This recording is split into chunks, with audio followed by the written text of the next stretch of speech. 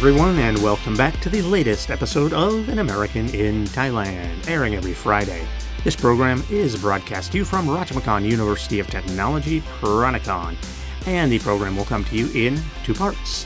For the first part, we will introduce a certain topic about being an American living here in Thailand. Could be about food, travel, culture, lifestyle, whatever we want to talk about. And then we'll take a break, and in the second part of the program, we'll get into more examples, more specifics of those differences. All right, let's get to the program.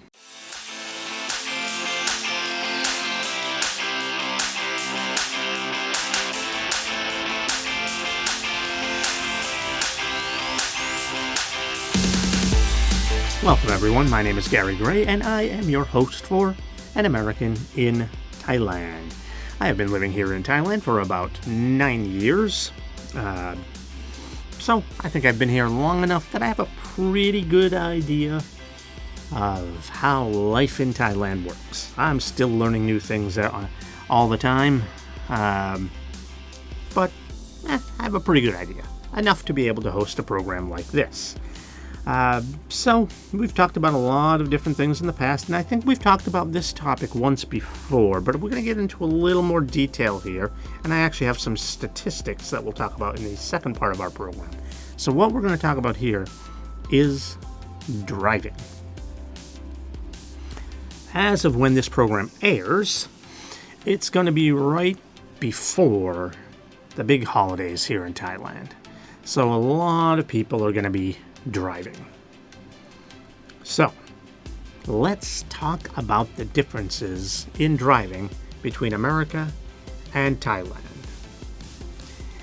And I'm going to talk more about kind of like how we do it, not just like standard differences. For example, in America we drive on the right side of the road. In Thailand we drive on the left side of the road. That's not really what interests me so much. I mean, it is interesting in a way, because if you were to look at a map of which side of the road people drive on in the world, most, not all, you'll see some exceptions on that map, but most of the countries that drive on the left side of the road are countries that used to be British colonies, or Britain themselves. Almost everyone else drives on the right side of the road. Again, not everyone. Again, if you look at the map, because I've done this myself, I've looked at the map. There certainly are a few countries that drive on the left side of the road that are not former British colonies. There certainly are some, including a couple of very big countries. It's been a long time since I looked at the map, but I believe like China or Japan might be one of them, maybe even both of them. I should know. I've been to both countries, but I don't remember which side of the road they drive on. I mean, like I said, it's been a long time since I looked at the map, but I do remember observing that, oh, well, isn't that interesting? In Britain, they drive on the left side of the road, and all these countries that drive on the left side of the road are former British colonies. Kind of makes sense, right? So it's a little weird that in Thailand we drive on the left side of the road, because we were never a British colony here. So, a little weird. But again, that's not really what I mean when I'm talking about the differences in driving. I'm talking about kind of the habits,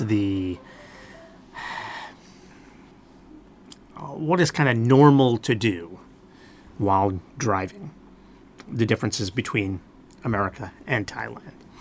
So I have 5 different examples here of differences, and I'm sure there are more than that. This is just what I came up with off the top of my head to talk about in our program today. Number 1 is following speed limits. Now, there are plenty of people in America that don't follow the speed limit, but they might get a ticket from the police. Now, the same thing can happen here, of course. You can get stopped and get a ticket from the police if you're driving too fast. But it's a lot less common here. The speed limits here in Thailand are more like a suggestion. Whereas in America, I don't want to say they're strictly enforced. Generally, if you're on the highway and you're within about 10 miles an hour of the speed limit, they won't stop you. And almost certainly they won't if you're within about 5 miles of the speed limit. I say almost certainly. I have seen some people get stopped for going 2 or 3 miles per hour over the speed limit.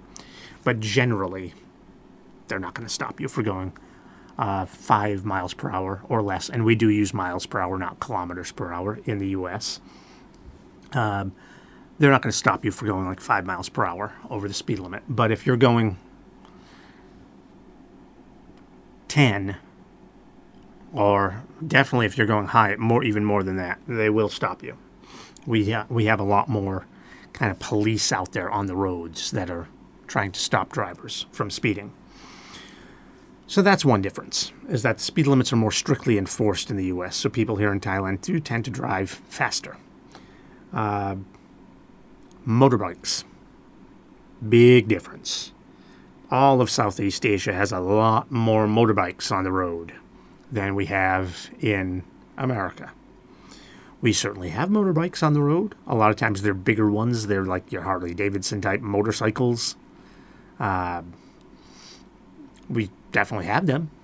I have family members who ride bikes. I have a cousin who loves to do it. I have an uncle who doesn't do it anymore, but he used to.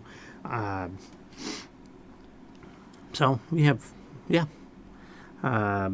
plenty of people that do motorbikes in the U.S., but it's not like it is here. They're all over the place here in Thailand. Like motorbike taxis, that does not exist. That's not a thing that exists in the United States. Now in Thailand, they're not as common as they are in Vietnam. I've been to Vietnam several times, and there's a lot of motorbikes in Vietnam. So they're not as big here as they are in Vietnam, but they are still very popular. And that's just not really a thing in the U.S. Again, I'm not saying nobody rides motorcycles. They certainly do. But kind of, as this common form of transportation and motorbike taxis and all that sort of thing. No, those are not a thing in the United States.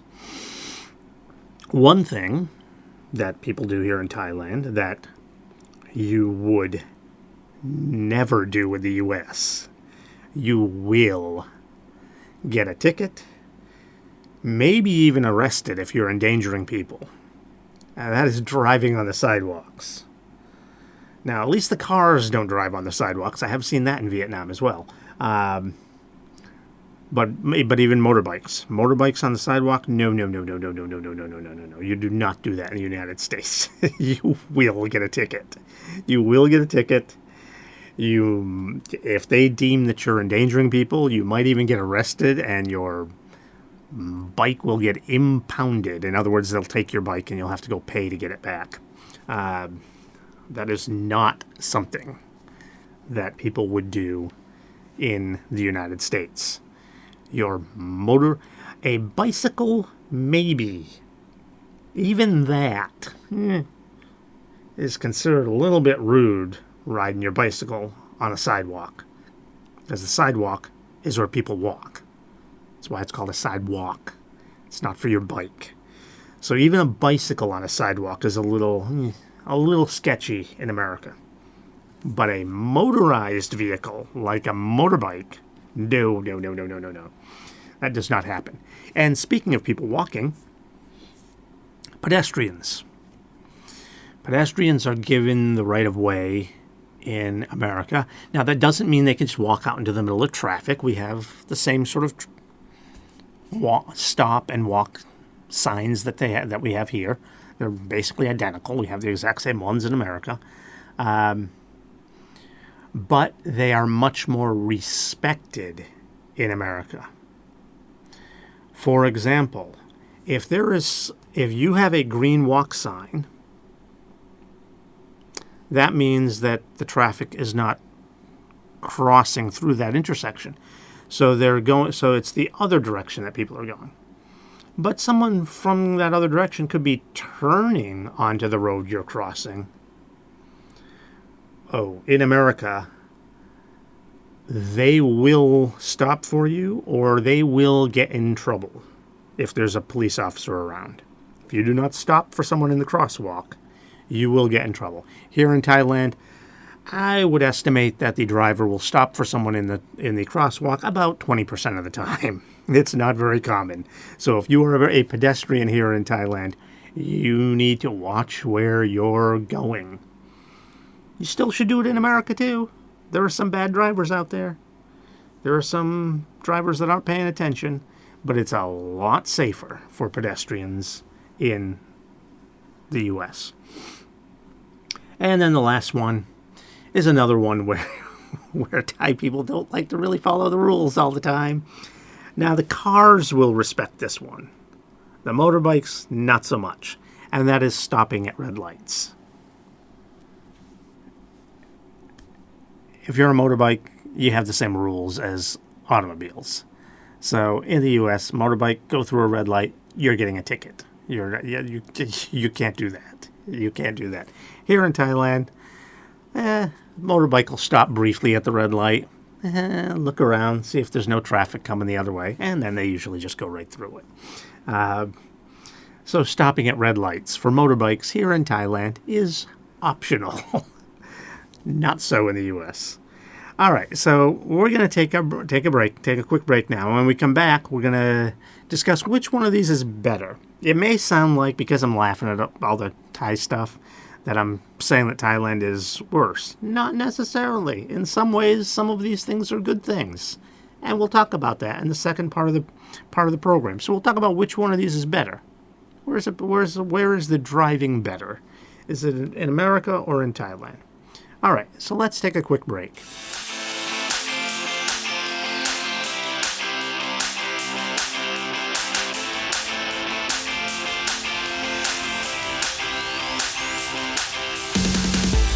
All right, welcome back, everyone. Okay, so we're talking about the differences around driving between the U.S. and Thailand. So we talked about in the first part, like following the speed limits, motorbikes, driving on sidewalks, pedestrian rights, stopping at red lights. All those sorts of things are different between America and Thailand. And mostly it seems like in Thailand there are fewer rules, or people choose not to follow the rules in some cases. So which one's better? As I said in the first part, it might sound like I'm automatically implying that driving in America is better. As you'll see at the end, I will basically still come to that conclusion, yes. But it's not as clear as it may seem, because some of these things are actually maybe better in Thailand, even though it's probably sounded like I was making fun of them. So I'll give you 3 different ways in which driving is better here in Thailand. One of them, the third one I'm going to mention, was something I didn't even mention in the first part, as far as the differences between Thailand and the US. So the first one is about those motorbikes. Motorbikes certainly make it easier to get around sometimes. You know, they can go between cars, and motorcycles in the U.S. can do the same thing. In some states, they're not allowed to. They have laws against that. But most states do allow motorcycles to go between vehicles. So you can do that in the U.S. as well. But it's just that there aren't as many motorbikes. People aren't getting around on motorbikes all the time. And so it's just not an option. So they make it easier to get around. So that is a convenience here in Thailand, especially like the motorbike taxis. As I mentioned, that doesn't exist at all in the U.S. I don't know. Maybe I haven't spent a lot of time in California, and because the weather there is usually nice, it can get bad sometimes. Like we have an El Nino developing in the Pacific Ocean, which could bring a lot of rain to California. But usually, the weather there is nice, so it's more conducive. It's more appropriate to be riding around in a motorbike all year. So I don't know, maybe there is some towns or cities in California that have motorbike taxis. But as long as I've ever lived in the United States, I've never seen one. Those don't exist. So that's something that's better about Thailand, is the motorbikes do make getting around a little more convenient, especially when there's so much traffic. I would also say that Thailand is better because even though people will follow the speed limits more in America, and that does have a positive effect, we will talk about that in What's Good About America, but some of them are really kind of bogus. They're artificial. A lot of these speed limits were put in place during the 1970s, and they were set artificially low in order to save gas, because we had an oil crisis, kind of like we have now as I'm recording this in April of 2026. But we had an oil crisis. So what they did is to save gas, because if you drive slower, you use up less gas. And that's less the case now because cars are so much more fuel efficient. But back in the 1970s, that was definitely the case. The faster you drove, the more gas your vehicle would consume. And so they lowered the speed limits in order to lower gas consumption. So it had nothing to do with safety. So they're just artificial. Now, some states have since increased them back up, like a lot of states now have on their highways. Will have a 65 mile an hour speed limit. There's even a few states that go to 70. But there's still a lot of states that have stuck to 55, and this is again in miles per hour, 55 miles per hour, which is what they were set to in the 1970s. And again, I'm sorry for using miles per hour. That's what we use in the U.S., and I'm not sure exactly what that translates into kilometers per hour. I think it's like 70% more, so that's probably like 80, 85. What 55 miles per hour would be. It's probably like 80, 85 kilometers per hour, but I'm not sure about that. I can't do that conversion in my head that quick. Well, I don't know what the conversion is specifically, but I think it's something like that. So I apologize for using miles per hour, but a lot of states still have the old 55 mile per hour standard in place, and that was artificial. So you should be allowed to drive faster. So, Thailand is better that way. And the third thing that's better here in Thailand is that taxis are cheaper. I'll give you an example. If I take a taxi to Don Muang, which I will be doing soon enough, from here in Bangkok, like here in the middle of Bangkok, to Don Muang, it would usually cost me maybe 200 baht. If I did the same thing in New York, started in Manhattan, New York City, and went to, say, LaGuardia or JFK, which are the big airports in New York City, it would cost me about $50. Now, if you do the conversion, what is that in baht? $50 is about 1,500 baht. Now, you might say, well, yes, but people are paid a lot more in America. People have a lot more money. The standard of living is higher. So for the taxi driver to make a living, he has to charge more, blah, blah, blah, blah, blah, blah. Yes, that's all true. But do people make 7 to 8 times as much in America? Which is how much that taxi ride costs? 7 to 8 times more? If you look at the average salary between Thailand and the U.S., it is almost that much difference, but not quite. Not quite. The difference isn't quite that high. So even after you adjust for the fact that people make more money in the U.S., the taxis are still more expensive. And I actually used a pretty cheap conversion. I used 30 times to go from the dollars to the baht. Usually it's up closer to about 34, 33. So it's usually even 10% more than the numbers I just gave you. So, yeah, the taxis are cheaper.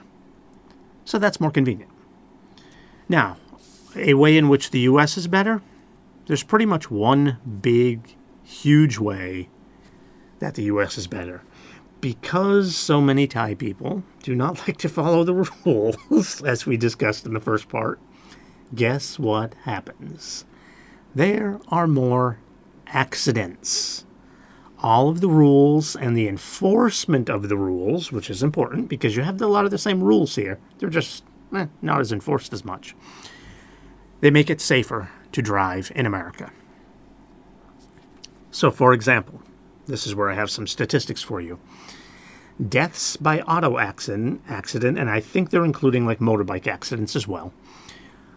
Deaths by auto accident in Thailand are 25.4 people out of 100,000 per year.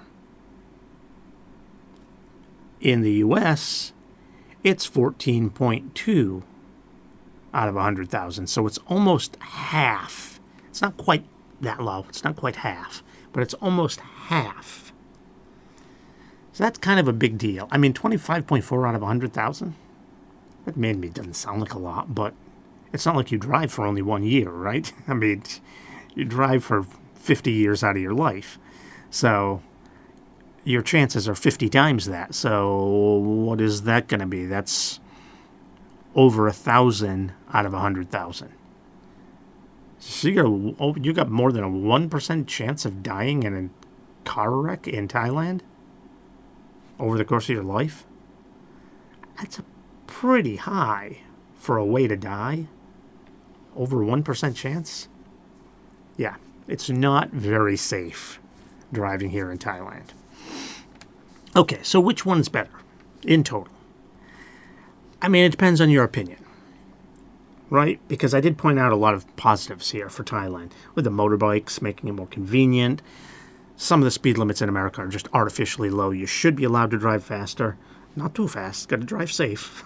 Like I said, a lot of Thai drivers don't drive very safely, but you got to drive safe. So not too high with the speed limit, but they should go a little higher. And taxis being cheaper is nice. So it depends on your opinion. For me, I'd say America. Why is that my opinion? Again, it's just my opinion. And it's because of my lifestyle. Because I don't have a car here. So I walk a lot. So I appreciate the rules and respect for pedestrians that exists in America. Where drivers, because we're talking about the differences in driving, right? Where the drivers will respect pedestrians more in America. Not all drivers. I'm not saying it's perfect. But generally, there's more respect for pedestrians in America. You're not going to have motorbikes on the sidewalk. You're not going to have people running people over in a crosswalk. Again, you may, but not as often as you would here in Thailand. So that's one of the reasons I kind of prefer the driving in America. Also, the death rate's kind of a pretty big issue, right? Like we just talked about. That's kind of a big deal. I mean, it doesn't get more serious than death, right? So that's kind of big. But like I said, there are still things I do appreciate about driving in Thailand. I especially like the motorbikes. Now, some of the motorbike drivers are not very safe, which is a concern. But the convenience, making it easier to get around, is definitely convenient. And because I don't drive here, I have to take taxis a lot. So motorbike taxis are really convenient. Those don't even exist in America. And if I take a regular taxi, like a car, it's cheaper than in America. So it's affordable, it's convenient. So if you need to take a taxi, it's much better here in Thailand. So definitely, certainly, some things I do like about driving in Thailand. But overall, for my preference, because I walk a lot, I prefer the driving situation in America, where pedestrians are respected a little bit more. So, that is it. That's my look at the differences in driving between Thailand and the U.S. All right. So thank you for joining us for today's episode of An American in Thailand. Let me reach out to any students out there who may be heading off to university in the next year or two. Please consider our university here, Ratchamakhan University of Technology, Peranakan. All right, please stay with us and tune back in next week for another interesting episode. Also, don't forget to subscribe to our channel. Thank you.